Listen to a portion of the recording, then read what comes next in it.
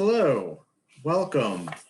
My name is Mark Perriello. I'm the president and CEO at the Kauai Chamber of Commerce.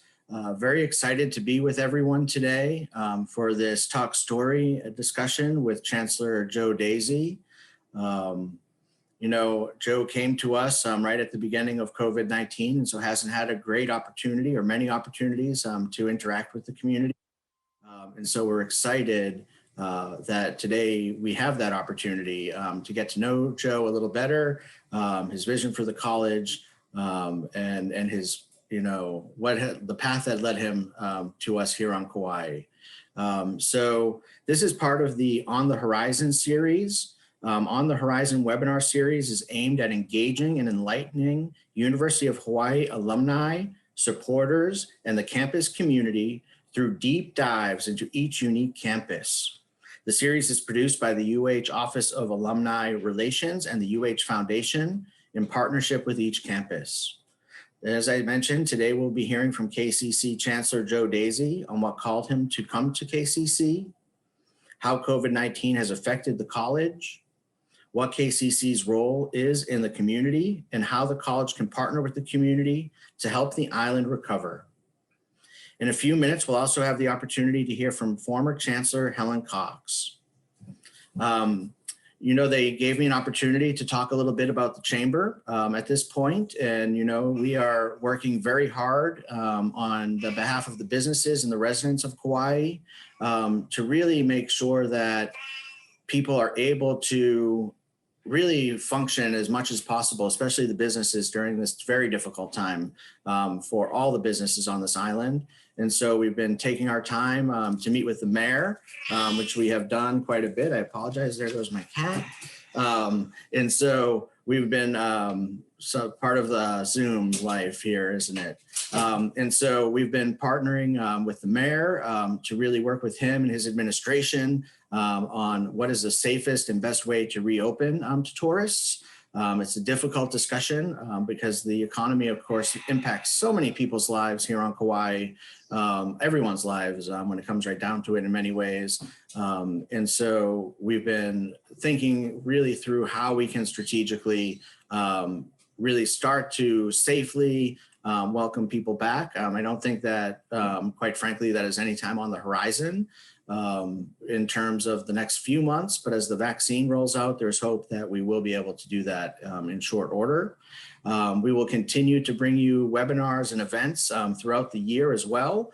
And so we look forward to seeing you on some of them. But now it is my distinct pleasure to introduce Helen Cox. Helen is the former chancellor of KCC. She really needs no introduction on this island. She remains a pillar of the community in so many ways, even in retirement, and has been really helping Joe, who she's known for some time, transition into this important role for our community. And so Helen, I will let you take it from there. Great. Thanks, Mark. First of all, aloha, and thank you for joining us. I actually first met Joe years before he applied through the Pacific Post-Secondary Education Council. At the time, he was the CEO of College of Micronesia, Federated States of Micronesia, and he'd been there since 2012. And he actually hosted one of the PPEC meetings at his college, and KCC was also a member of that organization. So I had the opportunity to meet Joe in his sort of, at that time, his home environment, and he showed us all around Pohnpei, and it was wonderful. I also discovered while I was there that he was very appreciated by that college because he had gotten the college back on firm footing with their accreditors. I don't know if you know, but accreditation, if you don't have accreditation, your degrees aren't valued and you don't have access to federal financial aid. So it's a big deal to be accredited, and Joe really turned the college around and got them on the right footing, which meant he had to get academics, student services, governance, finances, all of that had to be sound. Prior to his time at that college, he had been at Cambridge College in Massachusetts, where I actually went to college. So we had a lot to talk about in the Northeast as well. And he had held multiple roles focusing on enrollment, research, and evaluation. He has a doctorate in educational administration. So when he applied for the position and was accepted, I was delighted because I already knew Joe as a caring, pleasant person. And I was also very impressed because he had familiarity with Pacific cultures, with the UH system, and with his great experience with accreditation. KCC is accredited by the same body as his college. So Joe immediately reached out to me when he got the job and said he wanted a smooth, positive transition. It was a great plan. We had all kinds of plans lined up about how he was going to accompany me to all these face-to-face meetings, and I was going to introduce him to people. And we all know how important relationships are here on Kauai, and we had this great plan. And then COVID hit. So Joe was suddenly thrust into a new, really difficult situation, a rapid move to greater use of online learning, ensuring safety of the campus and its students, the faculty, reduced in-person events on and off campus, and budget concerns. So suddenly there was no opportunity for me to introduce him face-to-face to anyone. What a tough way to begin.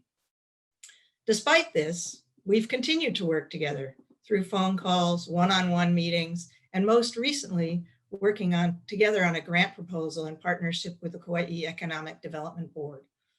So really, it is my pleasure and a privilege to work together with Joe to make KCC the very best it can be and to serve the Kauai community. KCC remains in my soul and in my heart. So now I want to turn the time over to Mark and Joe so they can have a discussion. Mark?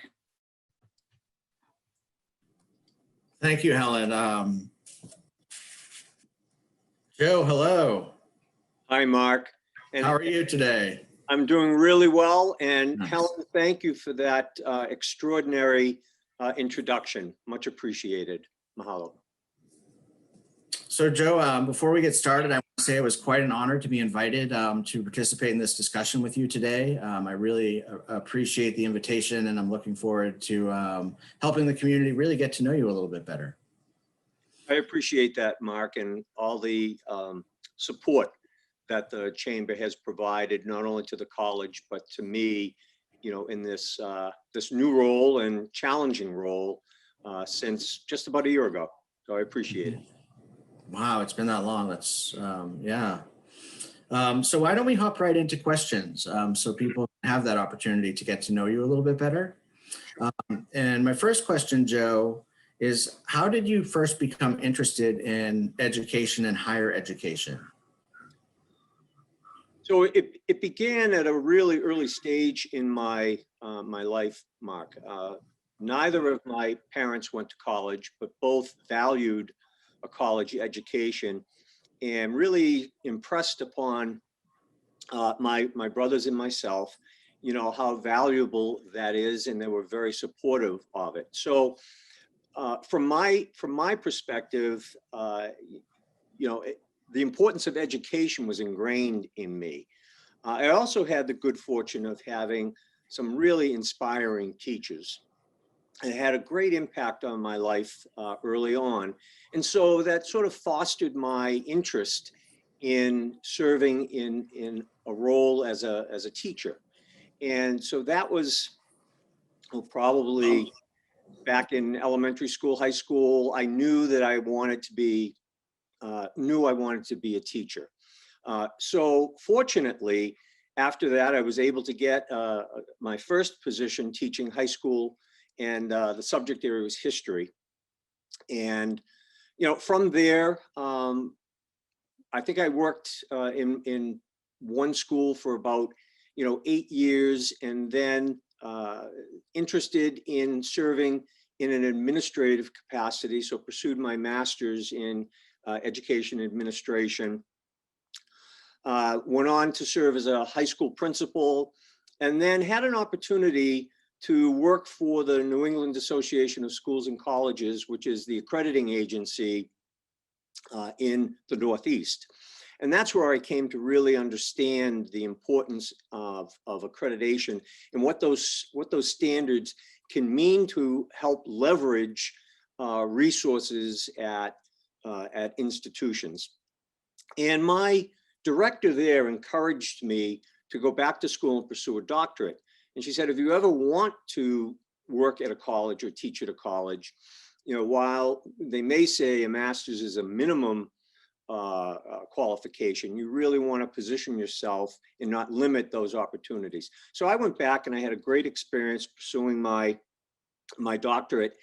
And the summer that I had completed, I had an opportunity to teach a summer class at Cambridge College. So I started there, and then I had an opportunity to teach more classes, and the president of the college there was very, very instrumental in mentoring me and trying to determine where my interests might be, and then to support those.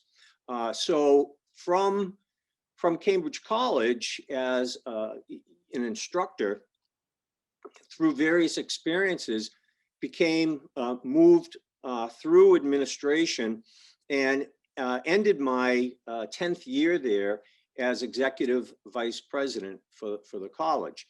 And that's when I began to think about what my next step would be.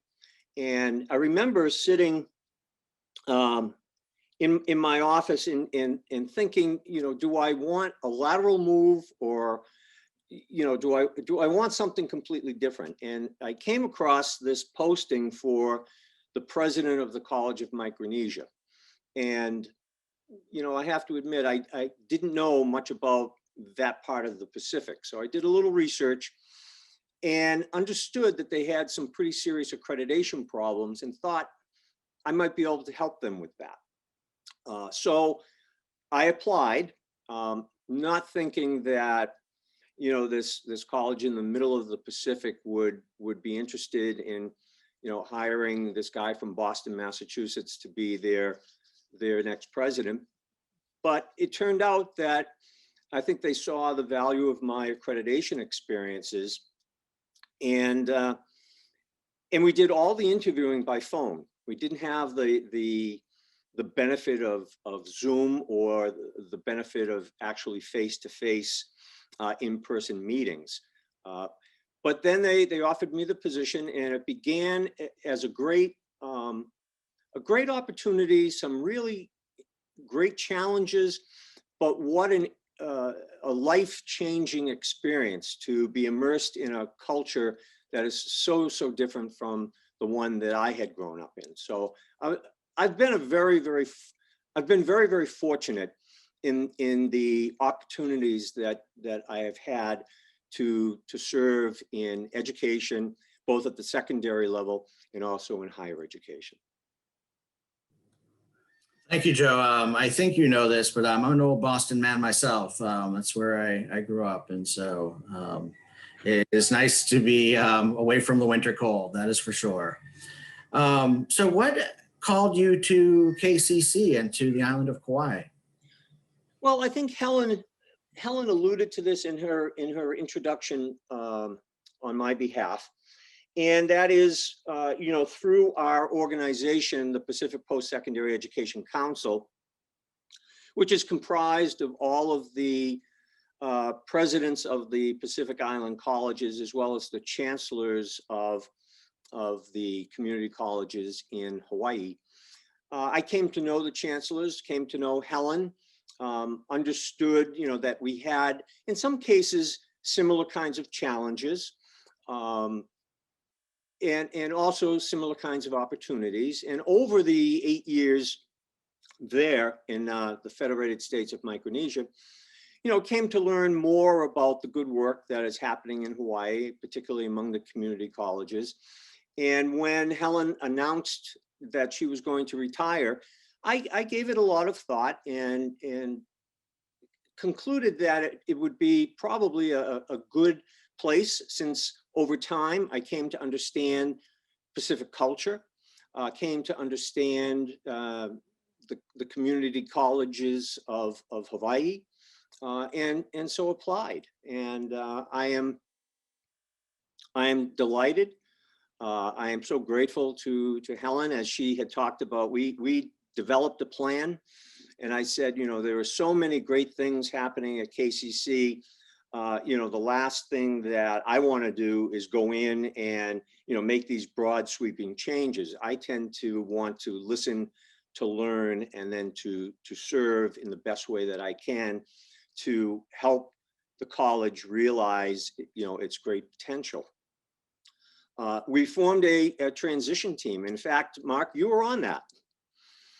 And so was Bill Arkaki and Paul Zena. And, I remember the good advice that the transition team provided. And it was pretty much in line with the idea that I shared with Helen, and she supported that, we would work together to ensure the continuity of the things that were going well and the ability to make a smooth transition. A lot of folks who are fortunate enough to serve in this position at other colleges don't have the benefit of the former chancellor being such a supporter and making herself available, even though she was going into retirement, to support efforts to ensure that I would have a successful beginning. And even with the onset of the pandemic, we continue to confer, and I rely on her good judgment and her ideas, and so appreciate her support in the work that we're trying to accomplish here. Even with the huge challenges posed by COVID-19, it also provides us with great opportunities. And I know that we'll have a chance to talk about some of those in a little bit. Thank you, Joe. Speaking of COVID-19, the next question is about COVID-19 and its impact on the college. But before I do that, let me just remind people that if they have questions for the Chancellor, they are welcome to submit those via the Q&A box, which is located at the bottom of your screen. It says Q&A. You can type those in there and we will try to get to as many questions as possible. So Joe, tell me, what has the impact of COVID-19 been on KCC? Well, and have any lessons that you learned from that? Sorry, go ahead. Well, I think it's been transformational, Mark, both in positive ways and, in not so positive ways.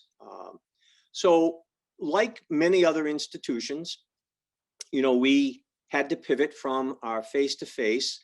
And I think, my experience, and again, I started in February and the pandemic hit in mid-March.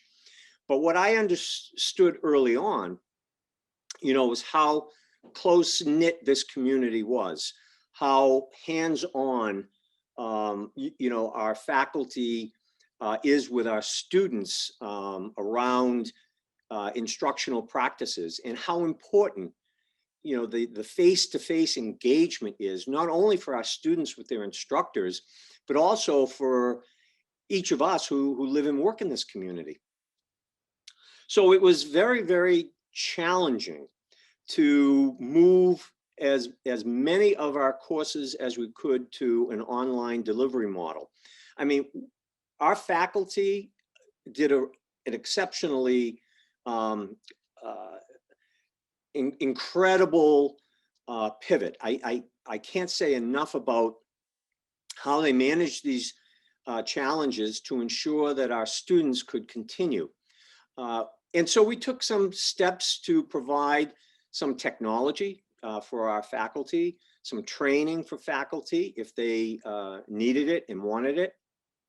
We also provided laptops and Chromebooks to our students so that they could work from home. We developed a plan consistent with CDC guidelines to ensure that folks would be safe. And so we did check in with our students along the way because we were very concerned about how they were doing. So counselors were reporting some challenges. Instructors were reporting some challenges. So we made a decision that if students, for whatever reason, couldn't concentrate at home, that they could come to the campus and we would find a space for them where they could access the technology, even though their instructors were delivering the course remotely. At some point, we even made Wi-Fi accessible in our parking lot, so our students, if they didn't want to come into the building, but they could still access their classes in technology from their vehicle in the parking lot. It has. I think I'll shift to the lessons learned. So incredible challenges, but from those challenges, there were also some opportunities. And I think what we learned is that with appropriate support and training, you can shift your modality of instruction from face to face. Now, there were some that we couldn't because it required, face to face, particularly some of our career and technical education courses, automotive, culinary, nursing, things, courses like that. But as students needed to finish those programs, our faculty came in the summer and said, we just want to make sure that our students can get through. So we had protocols in place to ensure that the social distancing was observed. People wore masks, and our faculty got very, very creative in terms of how they were assisting our students so that they could continue their program of study and be successful. The other lesson I think I've learned from this, Mark, and it may not, we may not see the final picture of this, but it's how the college actually does business. So when I first arrived, yes, Helen and I were doing a lot of the visits face to face, and I was also going to Oahu for meetings among the chancellors, and that was probably every week or so. Now we've done that remotely by Zoom, and I think in many cases it's a more productive use of our time. So you're not spending a whole day traveling back and forth, and just thinking about the savings to our budget in these challenging fiscal times that we're facing. And I'll speak to that a little bit if that's okay. That is fine. That is good. Thank you, Joe. That really painted a very comprehensive picture of the impacts of the disease on what's happening, and it's really encouraging that you're able to pivot and support all of your students and faculty during this time. So shifting gears a little bit, what is your opinion of what KCC's role is in the community, having been there for almost a year now? So in some cases, Mark, the role that we play in the community has been paused because the university is closed to the public. And so, I know early on, I had great experiences like so many others going to the farmers market. And so that's on pause, or the Performing Arts Center, where it brings our community together for cultural events. And then certainly, our work in the community to support workforce development. We're able to do some of that if we can ensure the appropriate social distancing can be observed. So in some cases, we have been able to continue to support some of the apprentice programs that are coming out of our Office for Continuing Education and Training. So I'm just beginning to kind of fully appreciate how the role the college plays. I mean, I know we do a really great job serving our students in our community to help them meet their educational needs, the workforce development needs.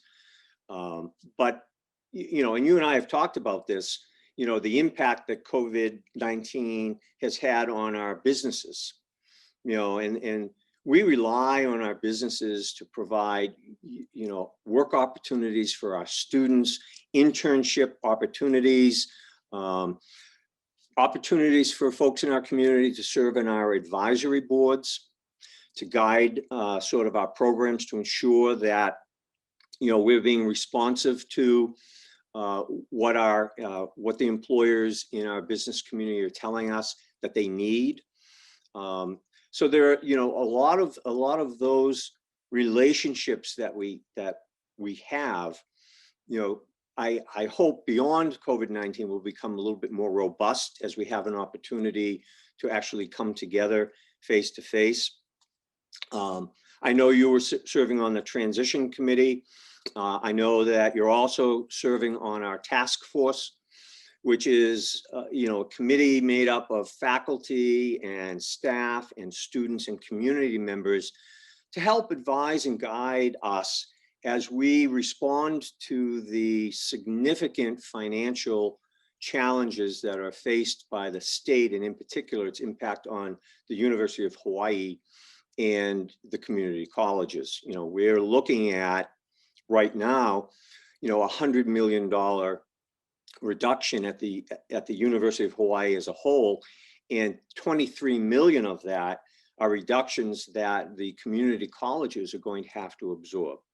And so I think understanding the enormity of that amount and the impact that it will have on our campus,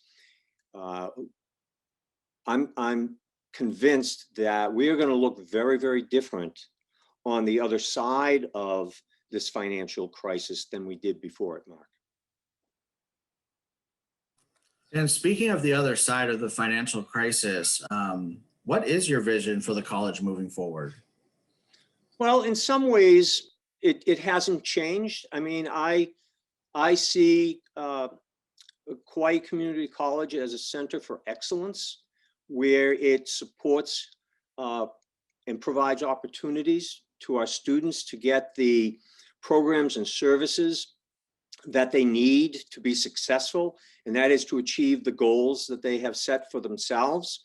I see us as a center of excellence in our community, leading the way in some of the significant sustainability projects, many of which were begun by Helen, and obviously have in many ways been paused because of the pandemic, but they're really, I think, worthy of continuation and support in our community.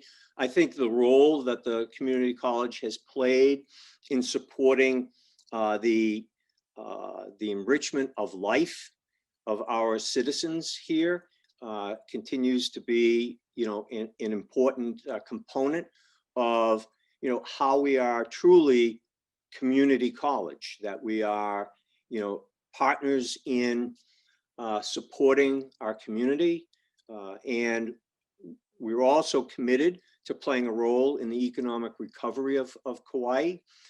We have, as you know, the college has contributed to the Kauai Economic Recovery Strategy Team Plan. We cooperate with the Kauai Economic Development Board and the Chamber. And I think it was back in November, we all partnered together to create this Economic Recovery Summit, particularly focused on reimagining what tourism might look like when tourists are able to return in large numbers. So I think we play a role in many, many different aspects of life here in Kauai, and we're happy to do that and proud to do that. And I look forward to continuing to support the legacy of Helen Cox as chancellor. But, when I interviewed for the position, people asked me, where do you see you're being able to make some contributions? And that's important to me. And I do see an important area around, global relationships, international relationships, and we continue to build those. Now, while we can't necessarily engage in the travel that's so critical to understanding different cultures, we are able to, through Zoom and other remote opportunities, to continue to build those kinds of relationships. So I do want to continue to grow our international programs with more partners. And then the other area that was of great interest to me when I was in my previous position was fostering the idea of innovation and entrepreneurship among our students in our community. So those are three areas: international education, innovation, entrepreneurship, and being centers of excellence in all of those areas. But most and importantly is in serving our students in our community to meet their educational needs. And our students have some tremendous challenges, Mark. One of the things we did when we were starting to hear that some students were struggling, we actually sent them a survey just to check in and see how they're doing. And 78% of our students attend part-time because they have to work because it's so, as you know, and we all know, it's very expensive to live here. But we had students that reported the following, and it was really quite disheartening. So we had 40% of the students that responded said that they could not afford to eat balanced meals. We had 40% worried that food would run out before they got money to buy more. We had 22% of our students who were unable to pay the full amount of a utility bill. And 17% reported that they underpaid their rent or their mortgage. Fortunately, we did have some funds, urgent student relief funds, which we made sure got into the hands of our most neediest students. That was about $140,000 in relief. And then through the CARES money from the federal government, the CARES 1, based upon the calculation or the formula that the U.S. Department of Education used, we had an additional $267,000 that we were able to push out to students who had, really significant need. And we're looking forward to the next stimulus that's going to come to us, because part of the stipulation of this new stimulus package or relief package is that we have to award the same amount of funds to students again to support them as we did in CARES 1. So as the funds come in to support us, we'll be able to ensure that our students will receive at least another $267,000 in relief and support. Wow, that's great news. Thank you, Joe. So at this point, I think we can shift gears to questions from the audience. We have a number that were submitted before registration. I'll start there, and then people again can submit their questions via the Q&A box at the bottom of their screen. So the first question, and you touched a little bit on this, but I don't know if there's if you want to elaborate, feel free. But what KCC efforts are being made to connect and co-program with other Pacific universities and colleges, particularly universities of the South Pacific? So Mark, I think both Helen and I talked about the Pacific Post-Secondary Education Council, which is comprised of, obviously, the community colleges in Hawaii. It's also includes Palau Community College, the College of Micronesia in the Federated States of Micronesia, Guam Community College, College of the Northern Marianas Islands, that's Saipan, and College of the Marshall Islands. And so we meet and share ideas on a regular basis. And when I was at the College of Micronesia, FSM, I watched the the strategic plan of USP quite closely and with great interest. The USP strategic plan did not necessarily call for that level of cooperation and co-programming with the members of the PPEC. And I think if you read their strategic plan, which is really quite well done, you'll see that their strategy is to look at partnering with colleges that are in other countries, not the United States. So I know while I was at COM FSM and a member of PPEC, which I still am a member of PPEC, PPEC, that USP and the College of the Marshall Islands had some co-programming opportunities. So that's where I think, you know, the USP strategic direction was headed. You know, I know they reached out to COM, the College of Micronesia, FSM, in a similar way, but we were not able, I think I left before we were able to come to some sort of agreement. But that's not to say that we can't explore those kinds of partnerships through our international education piece.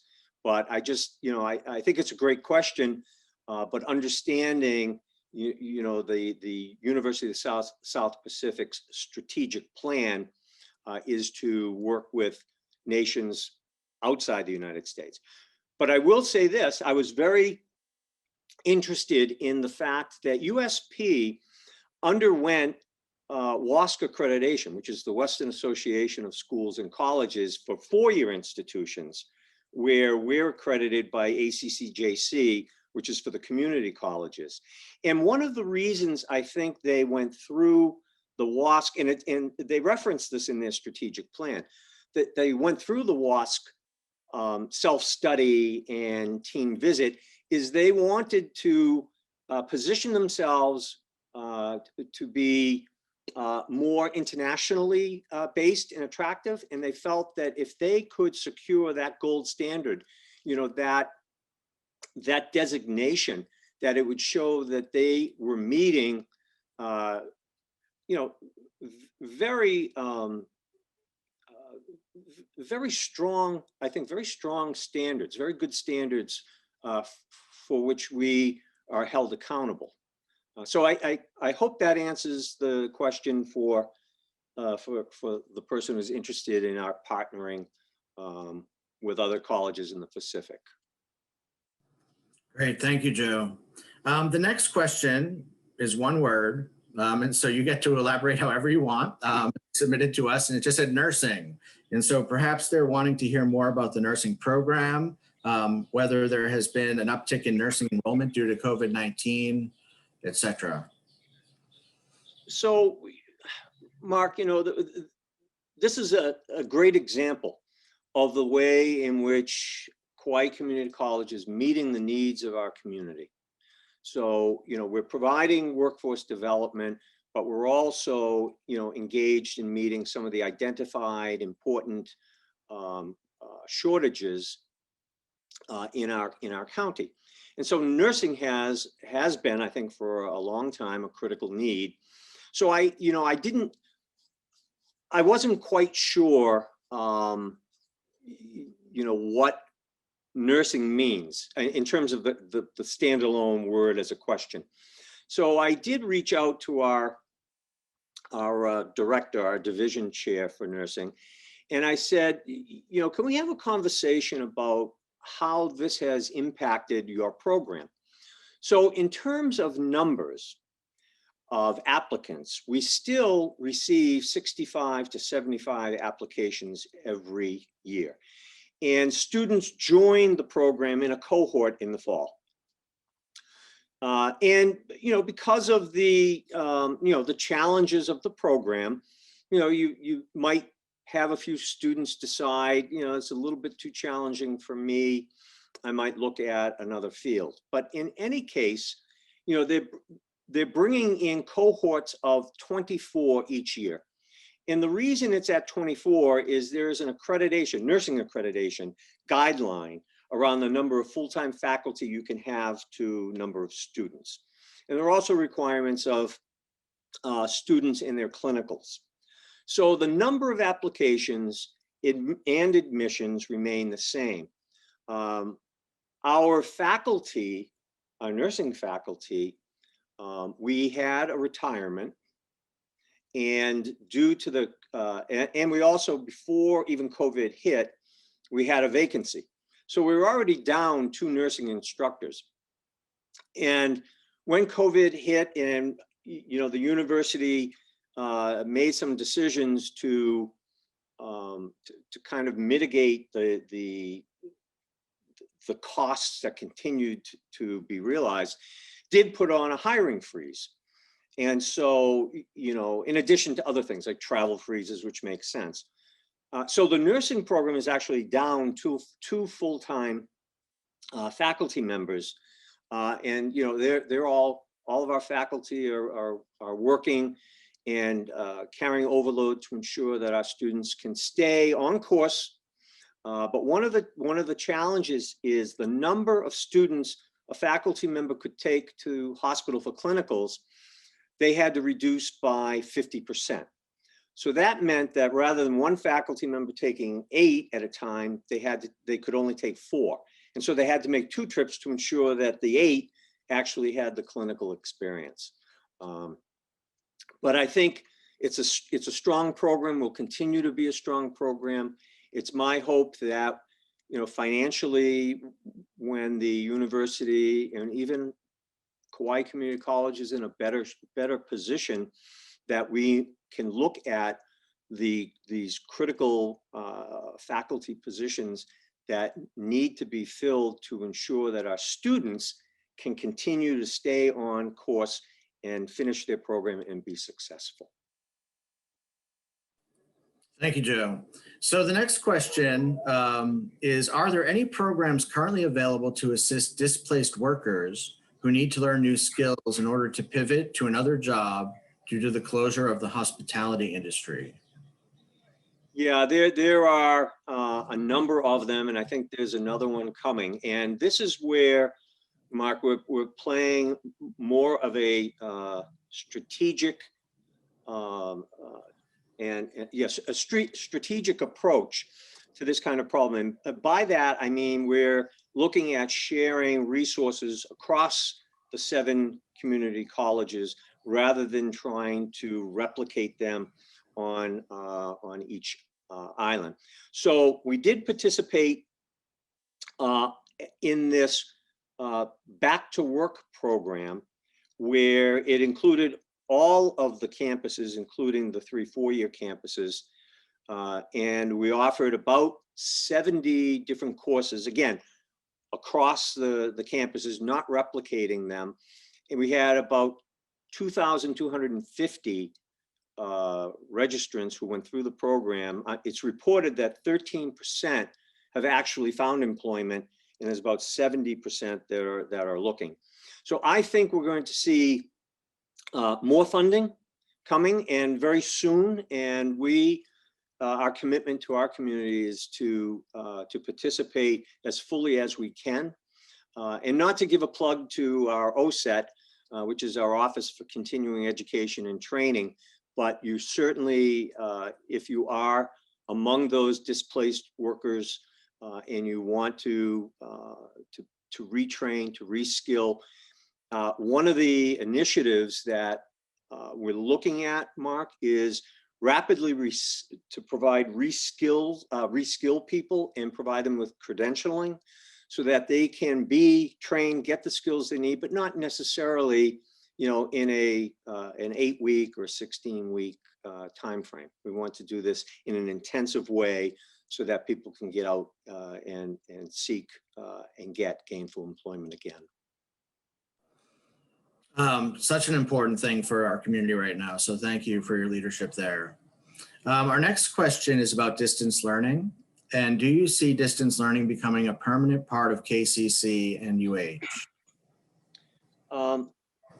Well, distance education, you know, has been part of the modality of our offerings for quite some time now.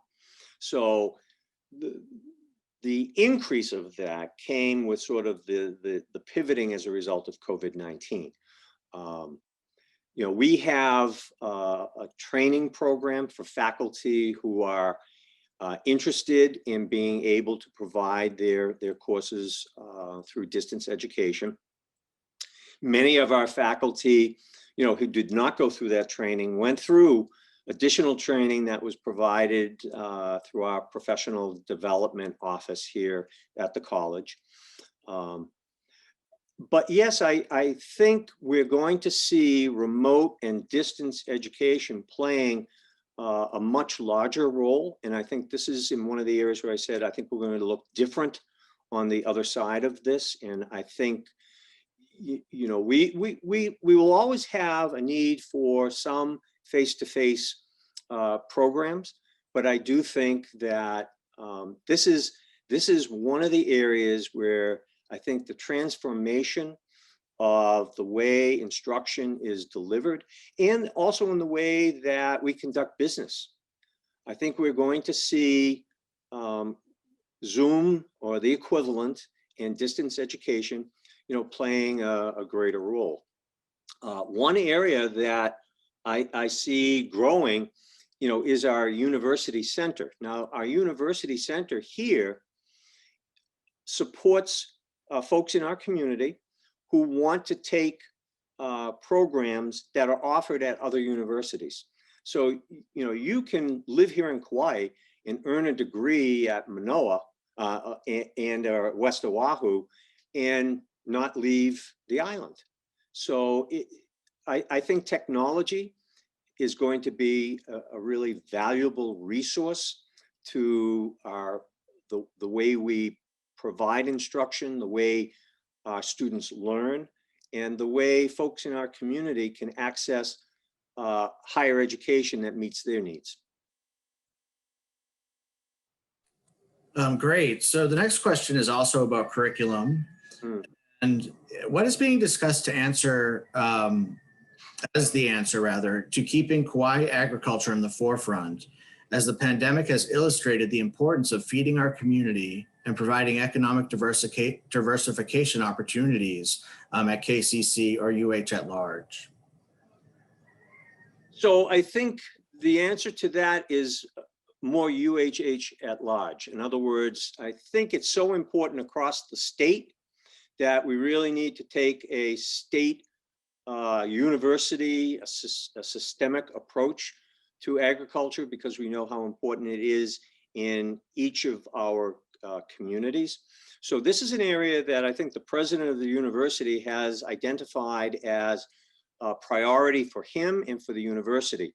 And I do believe that there's going to be much more discussion around how the UH can deliver agriculture and support agriculture in a way where, you know, it can be sustained. I think that's our challenge.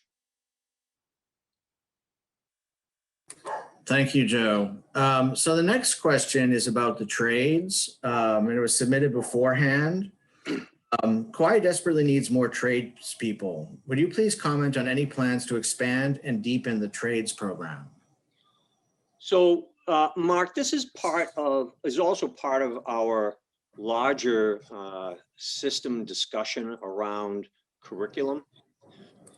So one of the approaches I think that we need to take, or the board has asked President Lasner to do, is to take steps to, quote, right-size the university. And so part of what we're looking at, both at the university level, the UHCC level, as well as our own campus, are ways in which we can reduce the duplication, replication, especially of programs that are expensive to provide and to support, and to see how we can share those resources across campuses and how that might be achieved. So I think that's where we're going to see another sort of systemic approach to how we provide career and technical education and trades to to our students and to our community. Thank you, Joe. So the next question, if you had a crystal ball, that isn't part of the question, but I added it. When will the campus be open to the public again? That's a great question, Mark. And people ask me all the time. And I don't know the answer to that. The university, we closed in the spring and pivoted. This is back in March. We remain closed in the summer. We, remain closed in the fall. And, I think it's opening is going to be predicated on so many things. I think it's on, how many people are able to be vaccinated, how safe will we be? What will be the impact on, opening up the islands again? I mean, this has been so difficult for so many of us because, this campus is such a hub of activity, from, as I said, our PAC, the Performing Arts Center, our fine dining, our farmers market, we have so many folks in the community that are needing training. So not having and using our library resources, for example. So having the campus, closed to the public, while I think everyone can understand it's being done for safety reasons, welcome that opportunity. No one more than me, believe me. But I really don't know the answer to that question. I think we revisit it at each semester to kind of make an assessment. We've done fairly well here.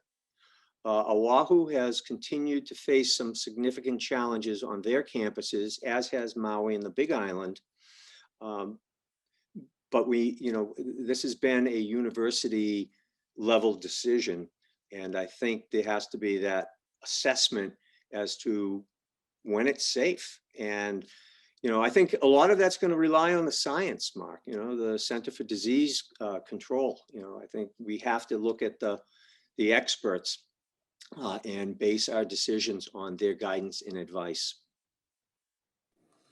Absolutely. And so the next question, we have time for one or two more questions. So if you haven't had a chance to submit your question, please do so using the Q&A box at the bottom of your screen. The next question, though, is, are there any, you mentioned, the tough times that a lot of students are experiencing right now in the survey.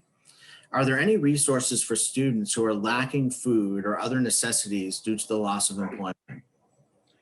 Yes, and there are college resources available to connect our students with, the SNAP benefits. We also have a food pantry on campus where we're providing food to needy students. So I would simply, get in touch with us, and we can provide you with resources that can assist you immediately. That's great. Thank you, Joe. It's a testament to this, to the school's really supportive culture for the students. And so thank you. So the next question is about the Chamber, actually. And how can the Chamber support Kauai KCC in their efforts to recruit students to their programs? And so if you have any advice for me, Chancellor, on how we can help you. I think events like this serve us well. I mean, there are, I think, somewhere between 68 and 70 people, I was told, that joined us today. I think that's a great start, Mark, because folks in our community can do so much in so many ways. And it's not just financial. It can be with their talent, their knowledge, even their connections, and promote us out in our community. This is an incredibly a great place for our young people to start their education. They have, very, very talented faculty and staff here who are very caring. So it's a great environment to kind of test yourself, test your skills, know that you're going to be supported, and hopefully find success to achieve your particular goals. So I so support the chamber, Mark, and you and all of the chamber members of all of the different chambers on Kauai are incredibly supportive, and I'm so appreciative of the opportunity through the UH Foundation as well as the chamber to have this chance to come before the community and talk story and answer some questions and provide some information to our community. And I hope that in whatever way you can, that you feel compelled to support our students. They're wonderful young men and women. They're trying to find their way. They're trying to better their lives, and I don't know of anything more noble than to support them in those efforts. On that note, do you have any additional parting thoughts? That was a really powerful statement. I would just offer my deepest mahalo to everybody who I've met and who I haven't met, and I hope to meet, for your kindness and your support, not only of me in this role, which is certainly challenging, and I don't think anybody expected it.